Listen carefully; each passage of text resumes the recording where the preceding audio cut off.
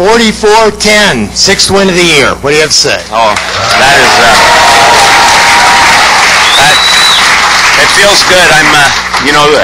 Everybody knows the storyline for this game after last week's ball game, and I'm really proud of our coaching staff and team for kind of staying the course. That's what we started talking about last Sunday, and we didn't have any hangovers from that last game, and it was a very, very nice win. Well, this team, Arizona State, had beaten the Beavers about as handily as anybody in the conference. USC, the only one better. They'd beaten us 9 out of 10 in a row, and you just absolutely manhandled them. We're going to work hard to bury all those ghosts. Get all that stuff out of here. Yeah. Coach, this is the first 4 straight wins in Pac-10 since the 2000 Fiesta Bowl season. I think before that it was about in the 60s. So marvelous win for the Beavs. Yeah, it is. We can't say enough about it. I thought the guys played with enthusiasm. They were ready to play. I thought, it's funny because Friday's workout isn't really physical, but it was sharp. It was, everything that we did, the guys were into it. They were pretty loose, and that's always scary, but it's not bad if they're right. That's what I did. And they were good. I'm proud of them. And I said the coaching staff plays a major role in all that motivation and getting them ready to go and making sure they stay on an even keel. So I thought our group did a great job. Coach, you mentioned to me earlier that your offense chose to stay out and practice on the field in the rain this week instead of taking the indoor facility. Talk about that. I thought that was a little too much when I was in it. While we were doing it, it was really raining, and it would go back and forth, and I thought, wow, this isn't really that smart. But I think it might be, because we hadn't been in much different weather than Arizona as far as dryness, and so I thought it was good that we practiced in the rain a little bit. I just think that was it rained harder than it ever did at any time today, but probably will be good for the future too.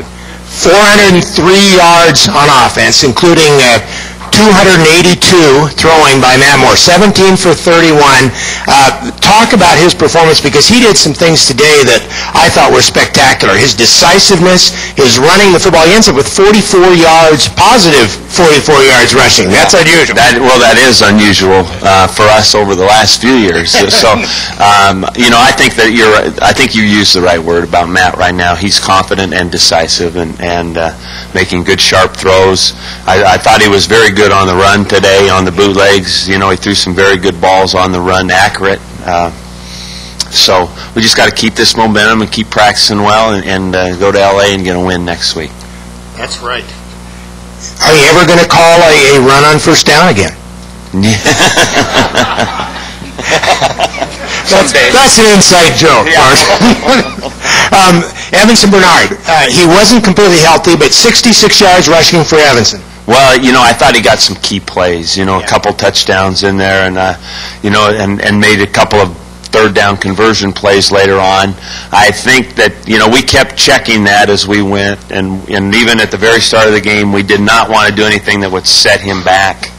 That was the scary part.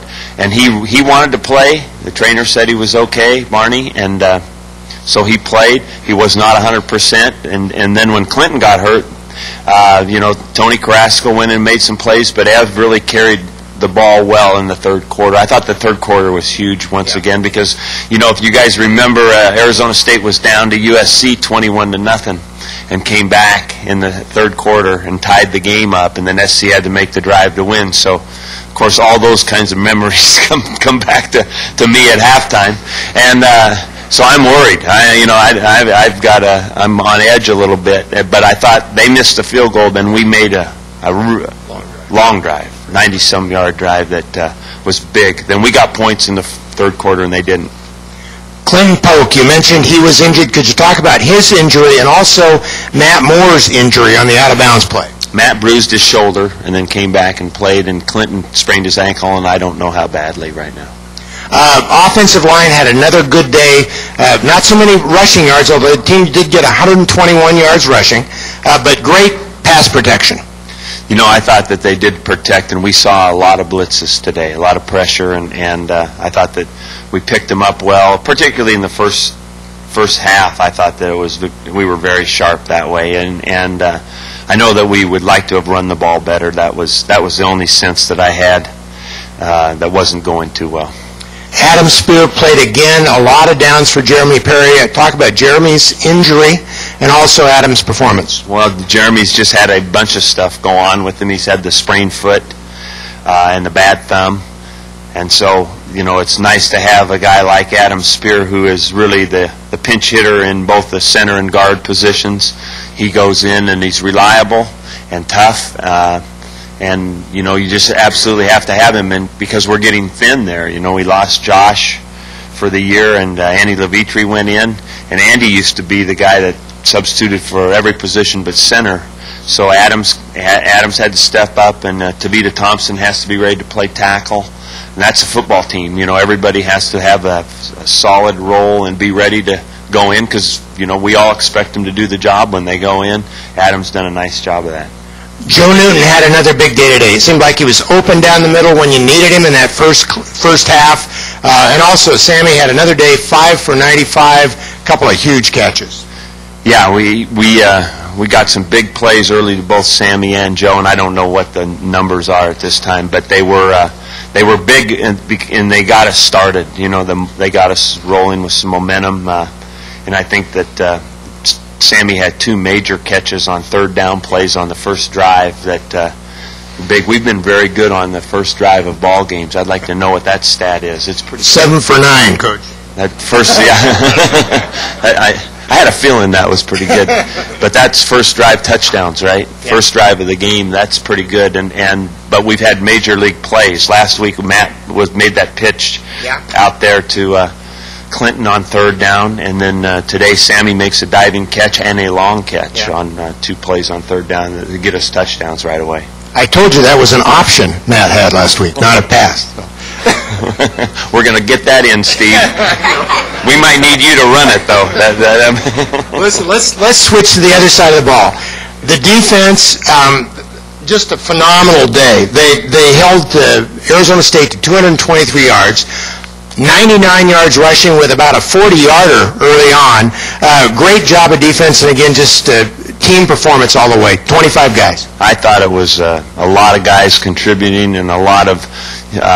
I thought we really persevered, because I think that team's a pretty good offensive football team. And I think the quarterback, he's got some stuff to him that I really like. I like watching him play, because he's a tough guy now, and we got after him, and they made some plays, and we came back. They had some drives, and we held them up, and they had, I think that probably the key was, besides the draw play that broke for the long touchdown, I think we held their running game pretty well in check, where they've been averaging a couple hundred yards a game. Great defensive job. 3 turnovers, margin 3-0. Great day again. No turnovers in 2 weeks for the Beavers offense, and positive +7 in 2 weeks. Yeah.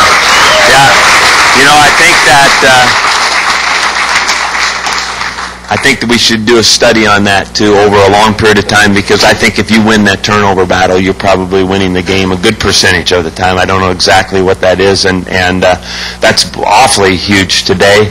I thought we made some big plays defensively to get the ball back and keep that momentum going, make the drive short in the first half. I think that was all very good, but I think overall it's just nice to keep that momentum going. It's good to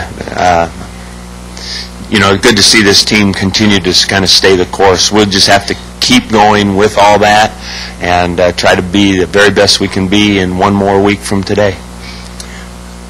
Let's head to next week. UCLA next week in Los Angeles. You're 6-3, 1 game short of bowl eligibility.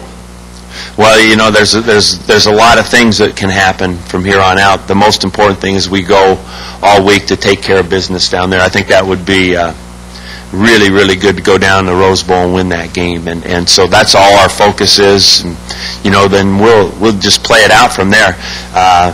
There are a lot of things that start riding on games the more you win, which is nice to be able. That's good for all of you to think about the possibilities. We're just going to think about next Saturday. Well, it would be a pretty nice, let's call it an LA double. USC and UCLA in the same year would be a phenomenal season, and a win next week is huge. Thank Absolutely you right. very much. Thank you, everybody. Thank you very much. Go Beavs.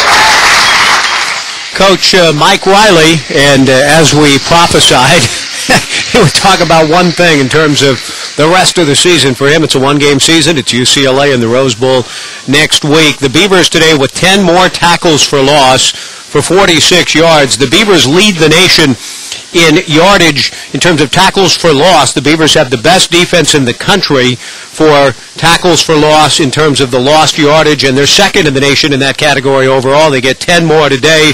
They had 4 sacks. Arizona State did not have a sack.